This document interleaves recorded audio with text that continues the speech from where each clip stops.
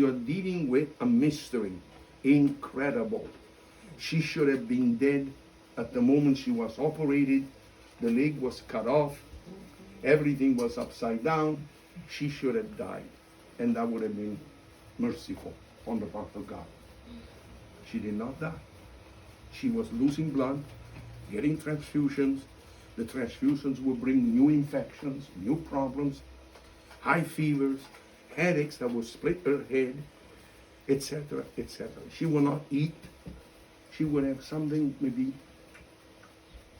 a day, and days without eating at all. It's an incredible story. She was writing a diary. When I found out, I said, I would ask you to keep writing. Tell us what happens to you, what's going on in your mind, etc., etc., etc. And she did. And we have that. We have thousands of pages of diary. And I am waiting, I hope to do it before I die. I'm waiting to publish it. And I know what's going to happen. You will be there. You will see the diary being printed. I might not be among you, but... And I know what you're going to say. You're going to say, this is impossible. And you put the diary away.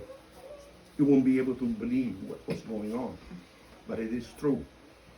Actually, what she wrote is what she could write. There was a lot more going on that we will never know. But the suffering was incredible. High fevers every day. Headaches, the pain of the wounds, the injection of new blood, the transfusions. Sometimes what comes with transfusions? The problems that other people had, and you get them. You know, the blood not being pure, you get the disease of the people who have given you the blood.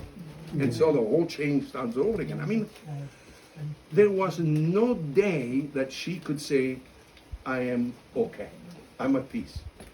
The peace was in her heart and mind because it looked like that she and Jesus had entered into an agreement that she said to him, do whatever you want with my body as long as you love me and I can love you back. That's the way I want to live. And Jesus said, okay. So pain, suffering, headaches. Sometimes she would be there, even if she might have the eyes open, she wouldn't be able to see anybody because of the pain. Incredible. And yet, she wanted more. Let me suffer more. Let me join you in the passion. I met her through an accident. I happened to be at the station, the CHIN station down on College Street, and Father Luigi and we were there to say thank you to Mr. Gianni Lombardi for what he had done for the Feast of St. Gabriel. He was not in the office. It's all planned, okay? So we are now there. Mr. Lombardi is not there. What are we going to do? We were already thinking maybe we can write a note. Then Mr. Lombardi, we were here. Sorry we did not meet you, but we want to thank you for what you did for the Feast of St. Gabriel.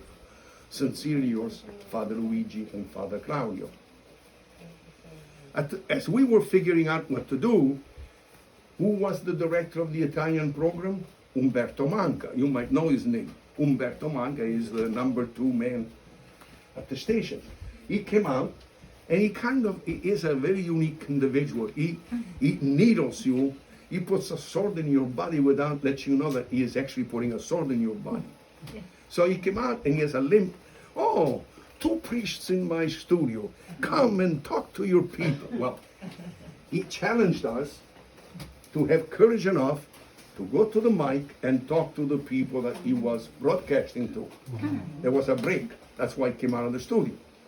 I looked at Father Luigi. I said, Father Luigi, let's go. So we went into the studio, put the muffs on, and we are talking now to thousands of people, Italian-speaking people, like you won't believe it. And Umberto gave us the greatest introduction that he could possibly give. 2 passionate priests in my studio, ready to talk to you. You can ask any question you want. Call up and have your questions answered. The little thing that we had in front of us went red like a Christmas tree. People calling in to talk to us. So we did, back and forth, back and forth. At one point, we were 5 minutes away from the end of the program, and we were on a hold, on a break. And Father Luigi and I says, what are we going to do? We're not going to be able to answer all those questions. Well, you do not know me, but that's my character. I leave no stone unturned. If I'm doing anything, I have to get to the end of it. So I suggested to do something very stupid. Usually you don't do that. I suggested that we would give the monastery phone number so that the people could not to us, because the program was coming to an end, would be able to call us at the monastery, and we would be there answering questions. You don't do that. Because if you give your number on the air, well, the people are going to call you. And then you are going to be answering thousands of people out there, whether you like it or not, because they will keep calling. What